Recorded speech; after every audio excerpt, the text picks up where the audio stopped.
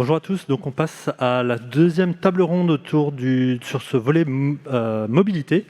Et on va parler de démobilité. Fausse bonne idée ou nouveau projet de société. Donc la démobilité, c'est un concept que nous avons découvert avec le confinement, la crise sanitaire, puisque nous avons tous été contraints de rester chez soi.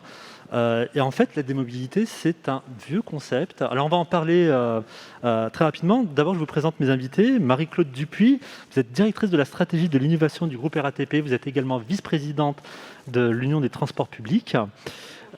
Bonjour. Christophe Gay, vous êtes directeur du forum Vie Mobile. Bonjour, monsieur. Bonjour. C'est un think tank qui dépend de la SNCF, c'est ça ? Qui bénéficie du mécénat de la SNCF. Oui. D'accord. Jean-Baptiste Borsali, bonjour monsieur, vous êtes maire du Bourget. Merci beaucoup d'être venu jusqu'ici. Karima Delli, députée européenne et présidente de la commission transport du Parlement européen. Alors, avant de commencer, de rentrer dans le cœur des débats, monsieur Gay, est-ce qu'on peut avoir peut-être une première définition de ce qu'on entend par démobilité ? Je ne sais pas si les sciences humaines ont défini un périmètre, en tout cas, ont cerné le concept. Est-ce que vous pouvez nous donner déjà des premières pistes sur cette notion-là ? Alors, nous, au Forum Vie Mobile, nous préférons parler d'évitement des déplacements carbonés plutôt que de démobilité. Alors, qu'est-ce à dire ? C'est-à-dire que pour nous, l'évitement des déplacements carbonés, ça recouvre à la fois l'usage des transports collectifs, l'usage des modes actifs, mais aussi l'action sur la demande de mobilité. C'est-à-dire que l'enjeu, c'est de réduire les occasions de déplacements lointains et réduire les distances à parcourir. Et donc, au fond, l'évitement des déplacements carbonés, pour nous, c'est une meilleure expression que la démobilité parce qu'il s'agit au fond de pas... on ne va pas s'arrêter de bouger, mais par contre, on va bouger de plus en plus en utilisant son corps en particulier. D'accord, vous voulez dire qu'on va plus traiter la demande de mobilité que l'offre, c'est ça ? C'est ce que vous appelez les occasions de mobilité. Voilà, il s'agit simplement de transformer la manière, les occasions de se déplacer, voilà, et donc d'agir pour que, d'une certaine manière, on ait moins besoin de se déplacer, et moins besoin de se déplacer en mode actif, ce qui veut dire qu'on va quand même continuer en mode carboné, et donc ça veut dire quand même qu'on va continuer à se déplacer, mais autrement. D'accord, on bouge autrement. Madame Dupuis, votre métier, c'est la mobilité. Qu'est-ce que ça vous évoque lorsqu'on parle de démobilité ? Déjà, ça m'a donné envie de venir, parce que je me suis dit, j'ai envie de débattre de ce thème-là. Mais c'est vrai que quand j'entends démobilité, ça ne rappelle pas de bons souvenirs, ça rappelle le confinement, l'interdiction de bouger, et ce n'est pas très enthousiasmant, sans parler des conséquences sur la santé mentale et physique si on ne bouge plus. Mais je comprends que ce sujet, ce concept revienne sur la table en ce moment, compte tenu des enjeux, ça a été largement dit, et déjà dans la table ronde, des enjeux de lutte contre le changement climatique et des effets néfastes d'une partie des transports en France. Les transports représentent 31% des émissions de gaz à effet de serre. Alors, quand on regarde d'un peu plus près, c'est le véhicule particulier qui en représente la moitié. Donc, on se dit, c'est vrai qu'il y a un sujet et ça vaut le coup de se poser la question. Mais, comme l'a dit Karima tout à l'heure, Karima Delli, il faut regarder les usages. Alors là, je vais vous renvoyer d'ailleurs vers l'observatoire de l'UTP qui a été publié la semaine dernière. Les derniers chiffres, quand on dit pourquoi on demande aux Français pourquoi ils se déplacent, la première raison, ils ont le droit d'avoir plusieurs choix, je donne les chiffres. La première raison, c'est faire des achats et se rendre dans des établissements de santé ou administratifs, 49%. Le deuxième choix, bien sûr, venir au travail ou suivre ses études. Le troisième, visiter sa famille, ses amis, se divertir. Donc on voit bien que la mobilité, c'est aussi quelque chose dont les Français ont besoin, et avec certains usages. Donc, ça a déjà un peu été dit dans la table ronde tout à l'heure, ce n'est pas tant la démobilité qu'il faut traiter, c'est de travailler sur une offre de mobilité qui est propre et de plus en plus partagée et qu'on peut choisir. Et sans aller trop loin, j'aurai l'occasion de compléter après, mais je voudrais dire attention aussi aux effets, aux impacts, parce qu'on sait que pendant cette période de confinement, il y a eu un développement du e-commerce. Donc, bien sûr, les gens ont pris l'habitude de se déplacer moins et de commander. Mais si les personnes ne vont pas vers les biens doivent venir vers les personnes. Et on voit bien ça, c'est pas neutre. Et tout à fait. Et toute la filière de la logistique urbaine est en train de s'organiser pour, elle aussi, pouvoir développer une mobilité propre et partagée. Et pour finir, je dirais que donc, ça a bien été dit tout à l'heure, ce qu'il faut, c'est travailler sur cette complémentarité de l'offre de transport public, des nouvelles mobilités, l'outil digital qui va bien avec le MaaS pour faciliter la vie de tous. Mais pour faire ça, il faut aussi penser au modèle économique de tout ça. Et le dernier mot que je dirais, c'est que vraiment, les acteurs du transport public, le transport public est sorti extrêmement fragilisé de la crise Covid. Et qu'aujourd'hui, si on veut favoriser cette mobilité durable et partagée, il faut repenser le modèle. C'est pour ça que l'UTP, là je prends ma casquette professionnelle, on va dire, a publié un manifeste pour tous les candidats au présidentiel pour remettre ce sujet sur la table avec 20 propositions pour vraiment redonner la priorité. Et c'est des propositions sur le financement pour favoriser le report modal et des propositions sur la gouvernance. Et comme ça a été dit tout à l'heure, on a un vrai sujet de mise en cohérence des politiques de mobilité, des politiques d'urbanisme, et pour repenser les villes et la mobilité. Karima Delli, ce concept, c'est un concept qui est quand même pas mal partagé par votre famille politique, Europe Écologie Les Verts, mais c'est quand même un concept qui fait un peu peur, hein, la démobilité. Il y a souvent les gens rapportent la démobilité à la décroissance. C'est quoi ça fait peur, ou alors il y a un vrai projet social derrière? Tout d'abord, quand on a présenté la démobilité, dans l'état d'esprit des gens, on pense que c'est une contrainte. Alors que, comme vous l'avez un peu rappelé, ce n'est pas une contrainte, la démobilité. Au fait, c'est pour essayer de freiner le sens de l'histoire. Nous sommes devenus des boulémiques de la mobilité. Et quand je vous dis boulémique, c'est vraiment regarder les taux, quels qu'ils soient, hein, la voiture, même l'avion, etc., qui ont explosé avant Covid. Le Covid a montré à quel point que, pour une fois, on avait un temps de réflexion où les Français où les Européens étaient privés de leur mobilité. Donc, pour moi, la démobilité doit être, entre guillemets, comprise. Ça va nous interroger sur la source de nos déplacements. Quel type de déplacement nous allons devoir faire, comment, etc. Donc, c'est un débat qui est totalement nouveau dans la société et qui est apparu vraiment justifié durant la crise sanitaire. Et en fait, quand on regarde la source, et j'espère qu'on aura ce débat-là, hein, mais quand on regarde la source, vous regardez que ça peut être une des manières aussi au problème de cogestion, la démobilité. Ça peut être un des problèmes qui, pour moi, me semble très important, de la décarbonisation de la mobilité. Et ensuite, on a vu apparaître de nouveaux outils qui n'étaient pas réellement dans le langage du commun, mais la mobilité a été un facteur surtout, pour moi, sur la relation entre les individus et le travail. Et quand on a vu arriver le télétravail, on s'est dit quelque chose de très, très important. Le télétravail permet de gagner en termes de ressources, en termes d'émissions, etc., notamment notre nouvelle forme de mobilité. Mais je reste persuadée d'une chose, c'est que tout le monde ne peut pas faire de la démobilité. Et le Covid nous l'a montré. Des caissières ne peuvent pas faire du télétravail. Vous voyez ? Donc, il va falloir aussi s'adapter sur ce nouveau mot en termes d'adaptation, de vie de chacun. Et en même temps, moi, je voudrais qu'on règle, avant la démobilité, je voudrais qu'on règle le problème français qui est, et qu'on travaille au niveau européen, c'est l'immobilité. Il y a en France encore 8 millions de personnes qui ne bougent plus. Elles sont isolées. Pourquoi elles ne bougent plus ?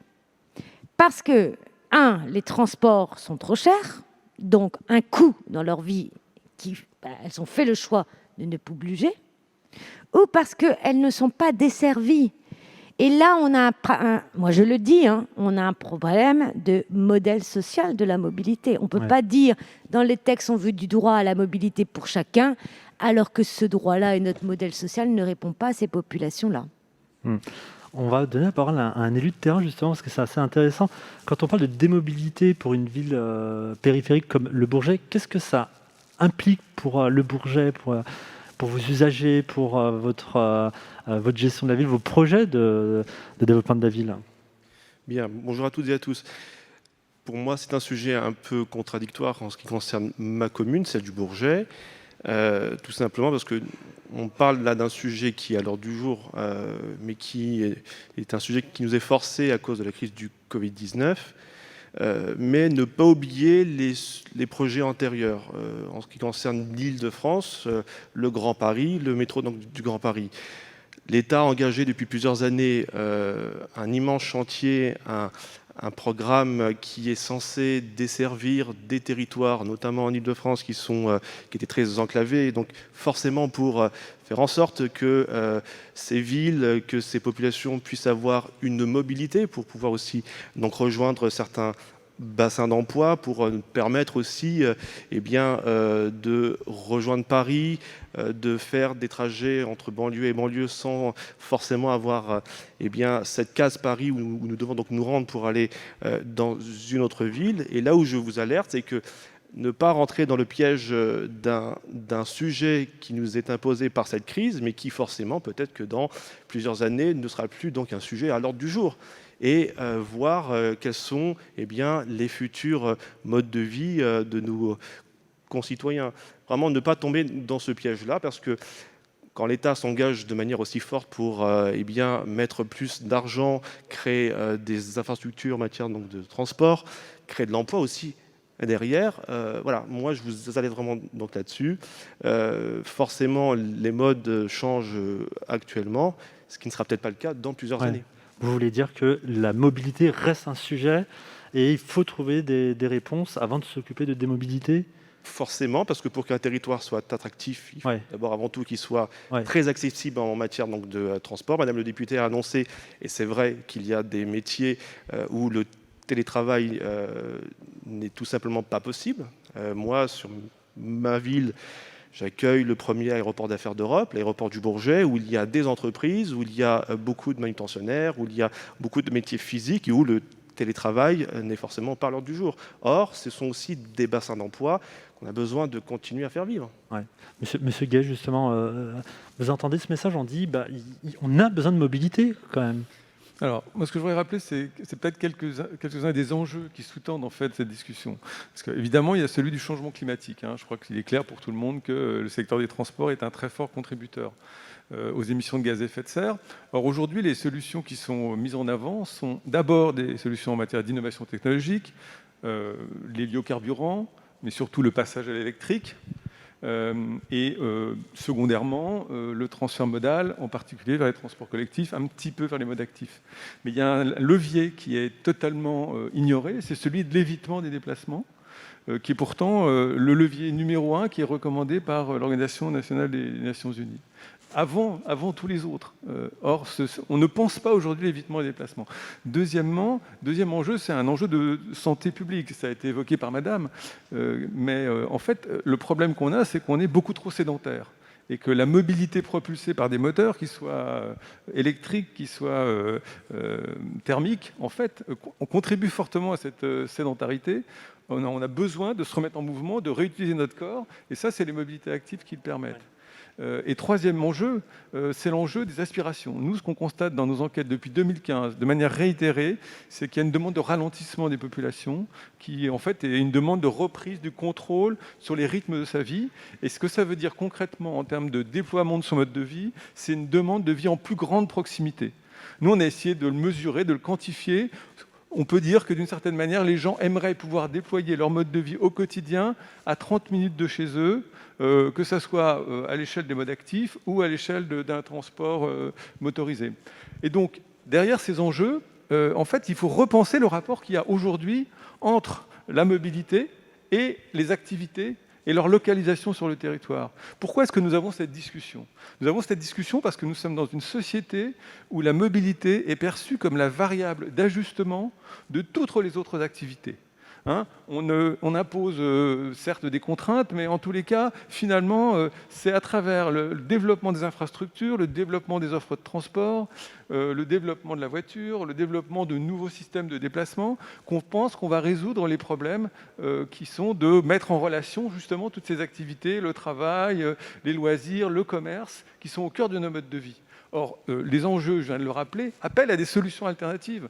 Et au fond, ce que nous poussons, nous, au Forum Vie Mobile, c'est une réflexion qui conduit à dire sortons de cette vision édénique de la mobilité, parce qu'elle pose des problèmes, je viens de les évoquer, et changeons notre posture, agissons sur la localisation des activités. agissons sur la manière dont ces activités sont localisées sur le territoire afin de permettre ces modes de vie en plus grande proximité. Ça ne veut pas dire qu'on va renoncer au déplacement, ça veut dire qu'on va être moins obligé de se déplacer loin, d'y passer beaucoup de temps et avoir une vie plus agréable dans des bassins de vie où il y aura une plus grande proximité entre le lieu de travail, le lieu d'emploi, le lieu où on va se distraire, l'accès à la nature. Et c'est ça l'enjeu. L'enjeu finalement d'agir sur la demande de mobilité, c'est penser une autre organisation du territoire. Comment on agit sur la demande de mobilité si, comme dit Madame Karima Deli, il y a 8 millions de Français qui sont immobiles? Est-ce qu'il n'y a pas quand même un sujet d'accès à la mobilité, d'inégalité à l'accès à la mobilité? Non, alors, il ne s'agit pas de dénier le fait qu'il y a des gens qui se déplacent beaucoup moins que d'autres. Il faut savoir que d'après nos enquêtes, aujourd'hui, les gens se déplacent en moyenne 1h30 par jour, ce qui est considérable. C'est beaucoup.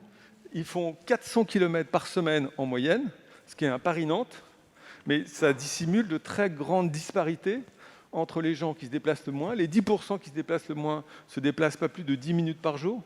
Ils font 3 km. Alors que ceux qui se déplacent le plus, les 10% qui se déplacent le plus, ils se déplacent au moins 5 heures par semaine et ils effectuent plus de 220 km. Donc on est effectivement dans une situation où la moyenne, qui est très importante, dissimule de très grandes différences.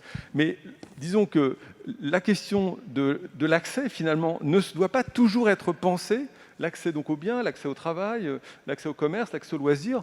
On a toujours aujourd'hui tendance à le penser comme étant l'équivalent de déplacement à longue distance, facilement, fréquemment. Ce que nous disons, nous, c'est qu'il a d'autres possibilités d'accéder, en particulier grâce à cette réorganisation territoriale. Et dans ce cas-là, effectivement, on donne à tous la possibilité d'accéder à ces biens, à ces services. Donc c'est plutôt un changement de paradigme qu'on propose, c'est dire la mobilité, c'est une formidable liberté, mais cette liberté, on pourrait dire abusée dans la manière dont on a organisé nos territoires. On a facilité, on a même d'une certaine manière organisé le territoire uniquement grâce à cette mobilité. Oui. Changeons de façon de voir et pensons à un accès différencié Est-ce que c'est à travers un aménagement renouvelé du territoire. C'est un petit peu ce qu'on appelle la ville du quart d'heure, c'est-à-dire avoir des points de proximité sans avoir à prendre des transports. Madame Dupuis, il y avait un sujet sur l'accès à la mobilité qui est un sujet de société, un sujet d'inégalité sociale. Ça, c'est quelque chose qui vous tient à cœur. Ça, on en avait parlé de cette dimension sociale. Ça a déjà été dit. On l'a vu aussi pendant le confinement, le premier très dur. Les transports en commun ont continué de rouler pour pouvoir justement transporter tous ceux qui ne pouvaient pas télétravailler. Donc ça, c'est un enjeu majeur et je crois qu'à travers les exemples qui sont donnés là, on traite différentes configurations de territoire. C'est sûr que ce n'est pas la même chose de parler de démobilité à Paris en milieu urbain dense que dans des provinces un peu éloignées où effectivement, de toute façon, on est obligé d'avoir une voiture, ne serait-ce que pour faire ses courses. Donc je pense qu'il faut, là où on se rejoint tous, c'est qu'il faut vraiment repenser les villes en lien avec la mobilité. Et ça, c'est le premier axe. Le deuxième axe, j'y tiens, c'est quand même le report modal. Si je regarde les chiffres qui ont été publiés aussi la semaine dernière, si je prends les proportions, on parle de mobilité, les proportions en voyageurs kilomètres, je prends en compte la distance parcourue par mode. Entre 2019 et 2020, on est passé pour le véhicule particulier de 80,8% à 85%. Et pour le transport public, de 17,6% à 14%. Donc on voit l'effet là d'un report modal inverse lié à la peur d'être contaminé dans les transports en commun, etc. Et donc on a, au lieu de progresser comme on progressait jusqu'à présent, on a baissé. Donc il faut vraiment renverser la vapeur. Et parce que même si on limite la mobilité, il y aura toujours des besoins de mobilité, donc il faut bien la traiter. Et c'est pour ça, j'insiste sur ce qui relève des opérateurs de transport que nous sommes. Nous savons que nous devons absolument rassurer nos voyageurs et on le fait, on nettoie, on a doublé ou triplé les moyens de nettoyage et de désinfection. On travaille sur l'expérience client pour que les gens aient envie de prendre le transport en commun. On travaille sur la transition énergétique de nos véhicules pour qu'ils soient de plus en plus propres. Et in fine, donc, on travaille ce sujet-là pour être attractif. Et puis après, il faut articuler cette offre de transport de masse avec d'autres moyens, y compris le mode actif, le pied, le vélo, etc., pour pouvoir compléter et faire du porte-à-porte, ce que tout le monde appelle, et de ses voeux. Donc ça, faut vraiment l'encourager. Et c'est pour ça que C'est plusieurs niveaux d'action Ouais. qu'ils font. Urbanisme et mobilité, axe 1. 2, favoriser le report modal vers des modes partagés, parce que de toute façon, ils seront plus propres et moins chers. On parlait du prix. Ils seront forcément moins chers si on est plutôt dans le transport public. Et c'est ça qu'il faut organiser, y compris les parkings relais pour que les gens qui seront obligés de prendre leur voiture au départ puissent la garer auprès de la gare du Grand Paris, qui arrivera pour avoir un accès plus large, etc. etc. Donc, c'est ça qu'il faut repenser. Mais il y a du boulot, parce que quand on voit la part modale du transport public comparée, alors c'est à une échelle nationale, on voit, alors nous on dit qu'il faudrait au moins la doubler, vous voyez. Voilà. Parce que c'est vrai que là, on rentre dans une ère où on est, le télétravail se développe. Oui. Vous avez pas mal parlé aussi de la question des heures de pointe, comment écouter un petit peu. J'en les dis heures un de mot, pointe. parce que je peux vous donner les chiffres aussi. Dès qu'il y a eu le déconfinement, on est remonté assez facilement à 70% de fréquentation sur notre réseau en Ile-de-France. Donc il manquait un tiers. Voilà, il manquait un tiers. Et au fur et à mesure qu'on a rassuré les gens et que les activités ont repris et que le télétravail s'est stabilisé à un régime normal, c'est-à-dire 1 à 2 jours par semaine, là, on est déjà à 80% en région parisienne de fréquentation par rapport à 2019. Il nous manque 10% liés au tourisme en général et encore rassurer un peu les gens. Et on pense qu'on a un écart de 10% qui sont liés aux nouveaux usages. Télétravail, e-commerce, et puis ceux qui prennent le plus le vélo ou la marche, voilà. On n'est pas en concurrence avec les nouvelles mobilités, les modes d'actifs, hein, c'est plutôt complémentaire. Mais il nous manquera ces 10%-là, et on pense qu'on les réintégrera dans quelques années, puisque de toute façon, avec le Grand Paris, l'offre va augmenter et la population urbaine augmente, donc ça reviendra. Mais on va avoir un certain nombre de pourcents en fréquentation qu'on a perdu pour ces... Mais l'effet bénéfique de ça, effectivement, c'est le lissage de la fréquentation en heure de pointe. Et ça, c'est vraiment une bonne chose. On l'a beaucoup étudié, y compris en contribuant au rapport Duron. On cherchait des mesures. Et il est clair que si on peut lisser les heures de pointe, parce que tout le transport, ferré, bus, est dimensionné par rapport à ces heures de pointe, partout en France. Hein. Donc, si on arrive à le lisser, on peut faire beaucoup d'économies. Et en termes de recettes, les gens déporteront dans la journée, donc pas de problème. Et la difficulté, quand on creuse le sujet, c'est que souvent lié aux horaires de l'éducation nationale. Parce que même si une entreprise favorise le décalage horaire en donnant de la souplesse à ses employés, venez quand vous voulez, vous pointez, etc., s'il faut déposer l'enfant à l'école en partant, mais il va se caler sur les horaires de l'éducation nationale, forcément. Ouais. Donc on voit qu'au niveau société, on a un vrai sujet. Alors là, je suis moins dans la démobilité que dans une démobilité plus agréable, mais voilà. Karima, il y a le sujet sur la ville du quart d'heure. Ça, c'est le changement de paradigme que Christophe Gay a évoqué, c'est avoir des points de proximité, mais ça veut dire qu'il faut tout repenser. Il faut repenser l'urbanisme, il faut repenser la ville. On en reparlera tout à l'heure avec M. Borsali, mais ça se fait en 20 ans, ça. C'est Haussmann. Je ne sais pas si c'est Haussmann, mais en tout cas, ce qui est sûr, c'est que d'abord, il faut partir d'un bilan. Et le problème, c'est que ce bilan n'a jamais été réellement fait. Pourquoi en sommes-nous aujourd'hui dans cette situation-là par rapport aussi à cette boulimie de mobilité? Mais parce qu'on a vendu des imaginaires incroyables. On a dit, vous êtes beau, grand, fort, parce que vous avez une maison individuelle, hop, donc étalement urbain. Vous n'allez pas avoir besoin d'une voiture, mais 2 voitures, parce qu'il y a les enfants, etc. Au fait, on a construit un aménagement du territoire qui fait que malheureusement, on a balayé d'un revers de main les questions de proximité. Ce qui fait que les gens sont allés plus loin, dans des bassins où de plus en plus des services publics n'existaient plus, ou sont partis, parce que en France, on aime bien dire rentable. Moi, je déteste le mot rentabilité, mais rentable. Donc, il y a plein de choses qui se sont cassées, fracturées, au point que tout le monde a dit, vous allez voir, la voiture va régler la fracture territoriale. Absolument pas. Elle l'a accélérée d'une manière incroyable. Et ensuite, on n'a pas fait ce que vous dites. Ce qui marchait bien, eh ben, on l'a cassé. 90% des Français habitaient à moins de 10 km d'une gare. Qu'est-ce qu'on a fait des gares ? On a dit telle ligne pas rentable, telle ligne pas rentable, telle ligne pas rentable. On a tout fermé au point que moi, mes collègues européens me disent « Mais pourquoi en France, vous parlez des petites gares ?» Dans leur conception, ce n'est même pas possible. Une gare, c'est un lieu justement de mobilité, accessible, etc. Et eux, dans leur imaginaire, Ce n'est pas possible d'avoir des petites gares, c'est très péjoratif. Tout ça, ça a été fermé. Donc, qu'est-ce qu'il faut faire? Il faut retrouver un véritable... On avait avant un haut commissariat au plan. Maintenant, on a, comment ça s'appelle, Monsieur Bayrou, là, un truc stratégique, mais ils ne font pas de la stratégie. La véritable, quand on a un haut commissariat au plan, on fait de la mobilité avec une stratégie de aménagement du territoire, premièrement, autour les acteurs de la mobilité, les opérateurs de transport en commun, etc. Ensuite, on fait les infrastructures qui existent dans énormément de lieux. Et ensuite, on voit ce qu'il faut faire sur les usages. Et quand vous regardez l'ensemble de ce schéma-là et vous mettez, moi c'est ce que je suis en train de faire au niveau européen, mais l'ensemble autour de la table, la première chose, c'est qu'ils ne se parlent jamais. Jamais, c'est quand même fou. La deuxième chose, c'est qu'on se rend compte qu'ils ont des diagnostics communs.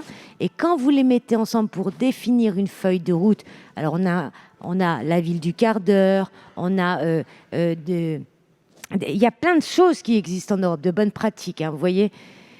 Et là, on se rend compte qu'ils sont prêts à travailler. Mais la contrainte, elle est aussi...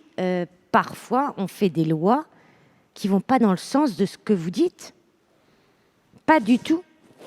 Parce que la politique publique encourage la mobilité, encourage les TGV, plus ça va vite, plus mieux c'est. Vous voyez, alors qu'on est dans un moment où je pense qu'au niveau européen, il y a beaucoup le slow, la ville lente, la ville où on se réapprend, la proximité, etc. Et donc, je pense que dans les années à venir, ce qu'il va falloir faire, c'est, et vous l'avez un petit peu évoqué, et je pense que c'est central, c'est qu'est-ce que la proximité? Qu'est-ce que la proximité des services? Qu'est-ce que notre proximité de biens communs? Qu'est-ce qu'on partage ensemble?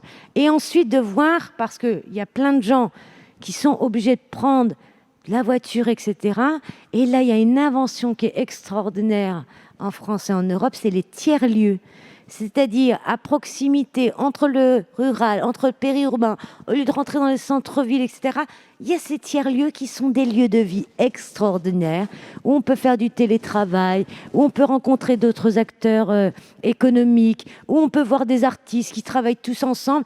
Mais là aussi, je tire la sonnette d'alarme sur cette question de télétravail.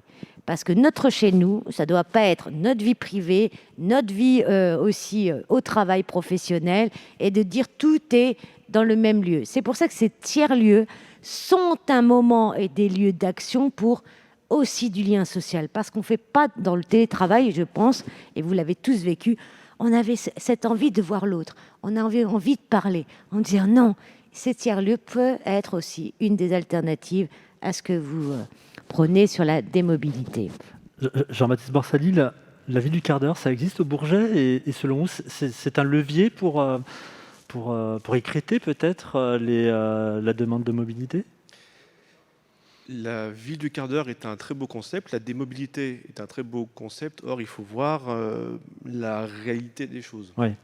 La ville du quart d'heure, c'est quand dans votre propre commune, vous avez le centre de santé qui vous permet d'aller voir votre médecin ou le spécialiste. Or, on sait très bien, notamment en Île-de-France, particulièrement dans mon département en Seine-Saint-Denis, qu'il y a une désertification. Donc forcément, parfois pour prendre un rendez-vous chez un spécialiste, des personnes vivant au Bourget, à Drancy ou globalement en Seine-Saint-Denis doivent venir sur Paris pour avoir cette consultation chez son spécialiste. La ville du quart d'heure, c'est également trouver les commerces qui nous conviennent sans devoir aller faire ses courses dans le centre commercial qui n'est pas toujours présent sur votre commune, mais qui a 3-4 communes limitrophes. Et donc, vous êtes obligé de prendre donc les transports ou votre voiture. La ville du quart d'heure, c'est un beau concept que les maires, bien sûr, doivent s'engager pour améliorer le quotidien, le cadre de vie de ses administrés. Or, c'est comme il a été rappelé, c'est un concept qui va, pour le mettre en place, eh bien, c'est un travail sur plusieurs mandats. Ouais. Attirer des commerçants qui en valent la peine, attirer des médecins. Les médecins vont vous dire « moi, je ne viens pas chez vous si je n'ai pas des transports ». Parfois, les médecins ne sont pas toujours donc, en voiture. Donc, il y a un peu le serpent qui se mord la queue. À mon sens, la mobilité la facilité de se déplacer à un point A, un point B avec les transports, sans forcément prendre donc la voiture, est la meilleure manière de développer nos communes, la meilleure manière de ramener ce dont on a besoin pour justement construire cette ville du quart d'heure. Une ville qui n'a pas de transport, qui n'a pas cette mobilité facile, où les habitants sont obligés de prendre la seule ligne de bus qui vous ramène à la gare de la ville d'à côté, une ville où vous êtes obligé de prendre votre voiture pour faire la moindre course. Donc Voilà. mieux de mobilité pour organiser la démobilité. Pour moi, en fait, la mobilité et les structures de transport sont un point qui est non négociable, c'est une base sur laquelle nous devons tous nous appuyer si nous voulons justement construire cette ville du quart d'heure. Et encore une fois, et je me répète, nous vivons une période où justement, en fait, on nous demande de faire du télétravail, mais je ne suis pas sûr que dans 10 ans, quand cette crise sera derrière nous, que les personnes auront besoin encore de ce concept-là, parce qu'avant tout, moi, je pense que les personnes, ce dont ils tiennent le plus, si on l'a vu avec le confinement, c'est leur liberté. Et quand on veut développer donc des transports, c'est justement aussi pour lutter contre la présence trop accrue de la voiture dans nos villes. Et pour moi, il ne faut pas passer donc à la trappe ces infrastructures. Je vous assure, les personnes, moi qui reçois chaque jour des propositions de promoteurs qui veulent construire chez moi, qui m'expliquent que la ville du Bourget, pour eux, est une ville qui les intéresse beaucoup. Nous accueillons bientôt, en 2026, les lignes 16 et 17 du métro. Nous avons donc le RER, les bus, le tramway. Donc forcément, ça va devenir un hub de transport et une accessibilité à ma ville qui sera quasiment inégalée par rapport à d'autres villes. Donc forcément, c'est ce qui attire également et des investisseurs, de l'emploi et ce dont on a besoin pour développer donc nos villes et faire cette ville du quart d'heure. C'est-à-dire que les personnes retrouvent tous les services en marchant chez eux dans leur ville plutôt que d'aller dans la ville d'à côté. D'accord. Monsieur Guec, cette idée de faire... on a besoin de mobilité pour faire de la démobilité. C'est un petit peu ce que disent les autres intervenants. Alors, la perspective dans laquelle nous on se situe, c'est celle de la transition mobilitaire, c'est-à-dire de la transition écologique appliquée aux enjeux de mobilité. C'est une perspective où quand même, je voudrais le rappeler, on est face à un défi absolument considérable. Et donc, on ne peut pas penser le futur à l'aune du présent. Enfin, quand je dis on ne peut pas, bien sûr qu'il faut le faire, mais ce qu'il faut le faire, c'est en pensant à toutes les possibilités de transformation qui sont devant nous. Moi, je voudrais juste pointer deux choses. C'est que ce que montre finalement la recherche, les résultats de sciences humaines et sociales en matière de mobilité, c'est qu'au fond, plus on donne de possibilités de se déplacer rapidement, et plus les gens utilisent les gains de temps que cela procure pour aller plus loin, et non pas pour réduire leur déplacement. Ce qui veut dire que le phénomène de la mobilité, il est au cœur de l'étalement, de l'émiettement et de la taille. Et c'est le deuxième point sur lequel je voulais attirer l'attention. C'est aujourd'hui en Île-de-France, on est dans une mégapole de plus de 12 millions d'habitants, dans lequel en fait, on fait toujours le pari d'une taille, d'un renforcement du nombre de gens, puisqu'avec le Grand Paris Express, on a 3 millions de personnes en plus. Et on fait le pari que c'est grâce au système de transport, le Grand Paris Express qui a été évoqué précédemment, qui va permettre de relier en fait toutes ces activités entre elles et qui va permettre de rabouter, entre guillemets, les endroits où les gens habitent et les endroits où ils travaillent, qui sont des lieux extrêmement concentrés, en particulier dans le centre de Paris et dans l'ouest parisien. Alors, même s'il y a évidemment d'autres pôles d'emploi comme au Bourget. Et donc, au fond, on est dans une situation où on continue de faire le pari de l'accroissement de la taille, de l'accroissement des systèmes de déplacement, et ça nous mène dans le mur. Enfin, soyons clairs, ça ne nous permettra pas de faire face aux enjeux de réduction des émissions de carbone liées à notre système de déplacement actuel. C'est pour ça qu'il faut envisager une direction alternative. Et effectivement, on ne faut pas mettre les gens dans une situation d'impuissance, donc il faut trouver le moyen de gérer des systèmes de transport alternatifs organisés véritablement en système. On a besoin des systèmes de transport décarbonés aujourd'hui, alternatifs à la voiture, mais il faut quand même penser un polycentrisme. Il faut penser il faut donner aux gens les moyens d'accéder à ces ressources autrement par la mobilité. C'est ça le message. Le message, c'est qu'au fond, si on ne pense pas autrement l'aménagement du territoire, si on ne pense pas plus vers des systèmes organisés en plus grande proximité, eh bien, on n'arrivera absolument pas à faire face à l'enjeu de transformation auquel notre société est confrontée. Marie-Claude Dupuis, on va peut-être être sur une phase de conclusion. Christophe Gay dit on va droit dans le mur. Pardon ? Monsieur Gay dit on va droit dans le mur. Est-ce que vous partagez cette... Non, je pense que tout est une question d'équilibre. Et comme je l'ai dit, les questions posées doivent être traitées par territoire et type de territoire. Entre le témoignage du maire de Le Bourget, qui a des vrais sujets, et effectivement des excès inverses où plus on va vite, plus on va loin et on ne résout pas notre problème. Donc, restons sur l'idée d'avoir une meilleure coordination par projet de territoire de ce qu'on peut faire de mieux pour à la fois satisfaire les besoins des habitants et tout en protégeant notre planète. Et j'ai envie de dire, si j'ai le droit à un petit mot de la fin pour ce qui concerne le groupe RATP, c'est que pendant toute cette phase de confinement, on a réfléchi à notre raison d'être. Les équipes étaient mobilisées pour être au front et quand même opérer le service pour tout le monde. On a réfléchi à notre raison d'être et au final, après, on a interrogé tout notre personnel, une démarche assez profonde. On a adopté de manière collective s'engager chaque jour pour une meilleure qualité de ville. Et à peu près en même temps, on a travaillé à la création d'une nouvelle filiale qui s'appelle RATP Solutions Ville, qui s'appuie sur nos compétences en immobilier, en énergie, en logistique, en télécom, pour justement proposer aux villes des solutions. Et on trouve ça assez intéressant en tant qu'opérateur de mobilité, 3e opérateur au niveau mondial, transport urbain, de dire en même temps on travaille aussi pour la ville et pour trouver ces équilibres en offrant des services qui combinent ces différents enjeux. Voilà ce que je voulais dire pour dire qu'on n'était pas obnubilé par toujours plus de monde dans nos métros. Voilà. Karima, un mot de conclusion ? Très simplement, oui, le temps nous est compté parce que le dérèglement climatique, lui, ne nous attend pas. Donc la démobilité, c'est un moyen de travailler et de réfléchir à notre manière de travailler demain. Mais c'est surtout, et tu le dis très bien, c'est notre manière de vivre autrement. Et ça va se mettre en place avec un regard très posé et en même temps très objectif sur l'enjeu du dérèglement climatique, mais pas seulement.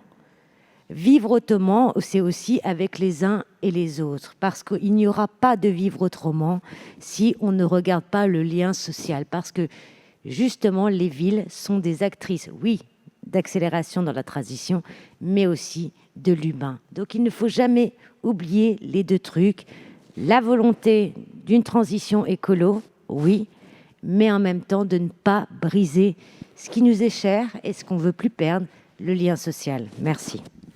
Jean-Baptiste Borsali, je vous laisse le mot de la fin. Merci.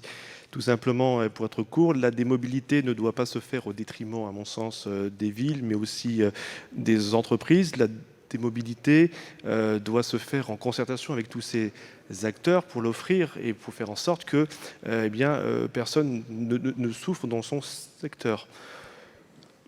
Les transports, pour moi, sont une meilleure manière, quand on parle des gaz et de carbone, pour moi, c'est l'une des meilleures façons de lutter contre ce phénomène.